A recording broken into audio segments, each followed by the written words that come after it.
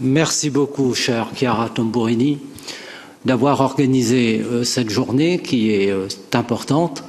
Je salue mon collègue vice-président du Parlement européen, Dimitris Papadimoulis, que je remercie également pour son engagement personnel et la feuille de route qui a été adoptée par le Bureau. J'y reviendrai.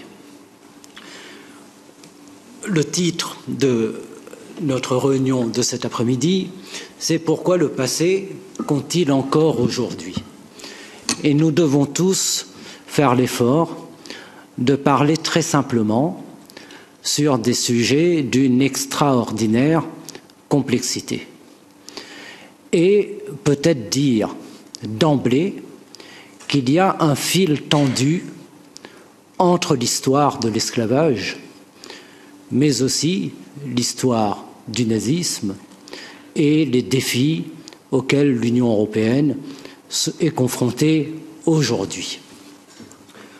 Et nous devons dire aussi d'emblée que nous avons tous conscience, en tout cas je crois une très grande majorité de députés européens, nous avons conscience que nous vivons un moment en Europe qui est particulièrement dangereux, qui nous inquiète et qui voit au fur et à mesure les valeurs qui ont été forgées à travers les luttes dans l'abolition de l'esclavage, par exemple, les luttes des esclaves qui ont considérablement permis l'affirmation des valeurs de liberté et d'égalité, mais aussi dans la défaite du nazisme, nous voyons combien ces valeurs forgées aujourd'hui sont menacées en Europe.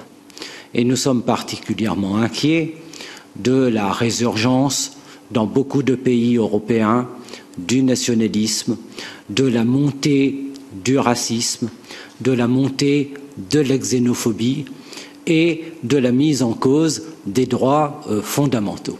Je crois que nous devons d'abord dire cela pour comprendre combien les questions que nous abordons, qui sont des questions historiques sur l'abolition de l'esclavage, ont une résonance contemporaine. Et je veux essayer de faire comprendre très simplement pourquoi il y a ce fil tendu.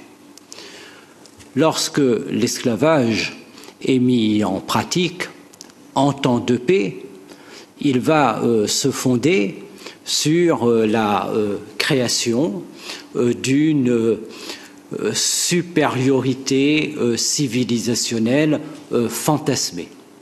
Et on va nier aux personnes noires la qualité même d'être humain. Et on va pendant des siècles et des siècles affirmer la supériorité des civilisations, de la civilisation européenne sur les autres. Eh bien, tout ceci crée un univers mental qui se diffuse au fil des générations. Et c'est précisément cela qu'il faut déconstruire dans les têtes. Et nous voyons bien qu'aujourd'hui, en Europe, quel que soit l'attachement individuel que chacun peut avoir au principe d'égalité, qu'il y a tout de même une forme de résonance de ce tribut malheureux historique. Et forcément, lorsque vous regardez la question migratoire, la manière dont l'Union européenne doit faire avec les migrants, si vous avez cette conviction dans les têtes que l'étranger, en réalité, qui est souvent de couleur, est un peu inférieur, qu'il appartient à une civilisation porteuse de danger, qu'il incarne la figure du barbare, alors, bien évidemment, cela ne crée pas les conditions d'une acceptabilité des échanges sur le continent européen. Et je crois que c'est cela qui doit véritablement nous passionner. Parce que dans toutes ces études qui sont faites, on a parlé des études décoloniales, par exemple, dans toutes ces études qui sont faites, l'objectif c'est quoi? L'objectif c'est de créer les conditions de vie ensemble en Europe dans les meilleures conditions d'égalité et de manière pacifique. Il ne s'agit pas pour les uns d'être des victimes de manière éternelle et pour les autres d'être des coupables de manière éternelle. Non, l'objectif c'est de faire en sorte que les valeurs qui fondent l'Union européenne, que les droits fondamentaux puissent véritablement être appliqués. Donc, il faut partir de ce principe de la vitalité des valeurs de l'Union européenne, des droits fondamentaux qui doivent aujourd'hui s'implanter dans l'ensemble des États membres. Et sur cela, il y a effectivement beaucoup d'efforts à faire encore.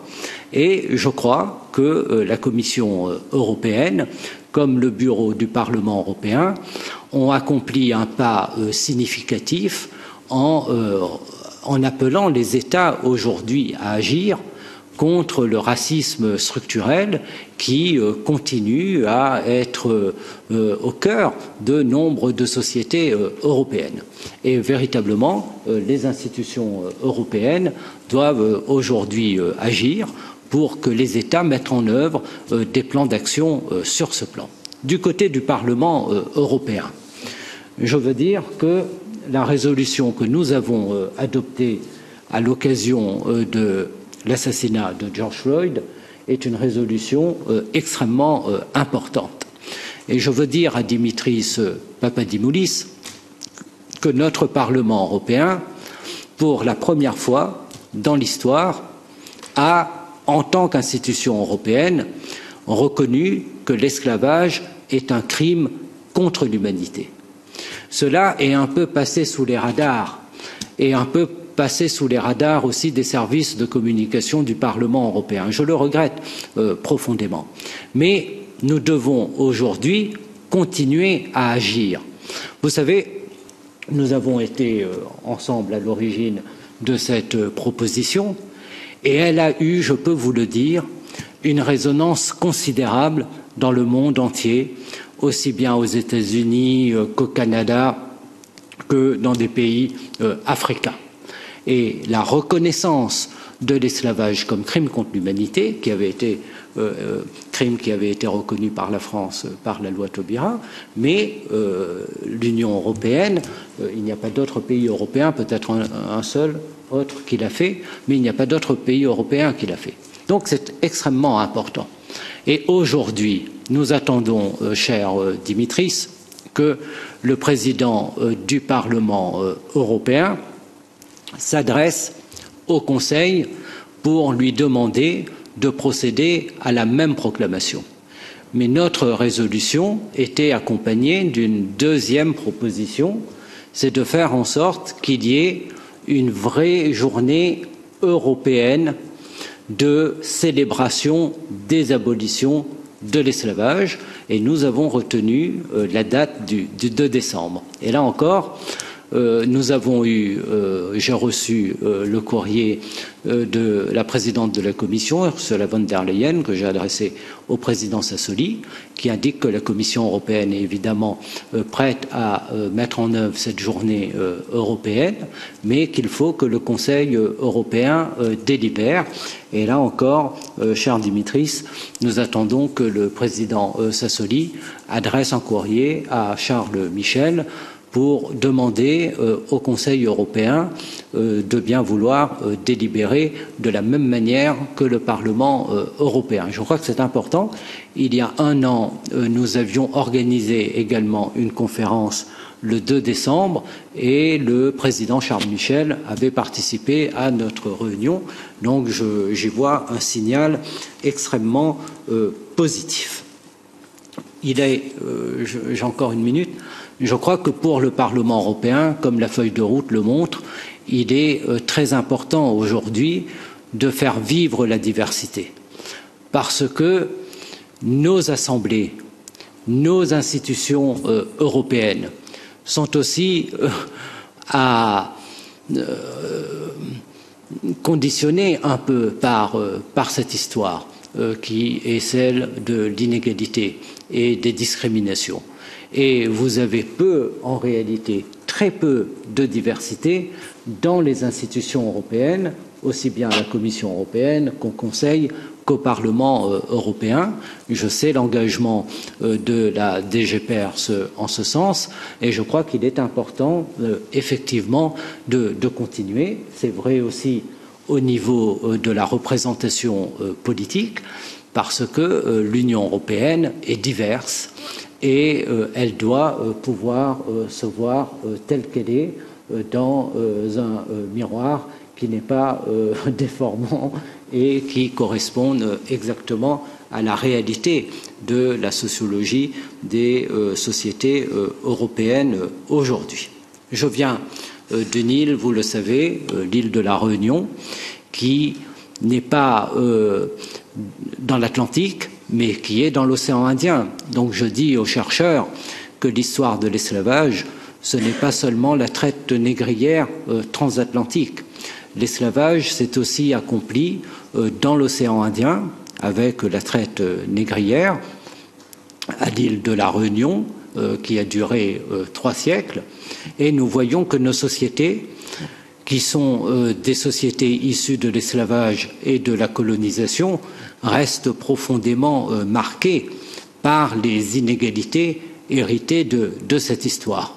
Et c'est précisément de ces inégalités-là dont il faut s'extirper et la bataille en réalité que nous avons à mener est une bataille pour l'unité, mais aussi et surtout pour l'égalité à tous les niveaux, dans les sociétés qui ont été directement marquées par l'esclavage, au niveau de l'Union européenne et à l'échelle globale également. Nous pouvons constater aujourd'hui que les lignes de fracture du monde, finalement, épousent aussi, d'une certaine manière, cette histoire.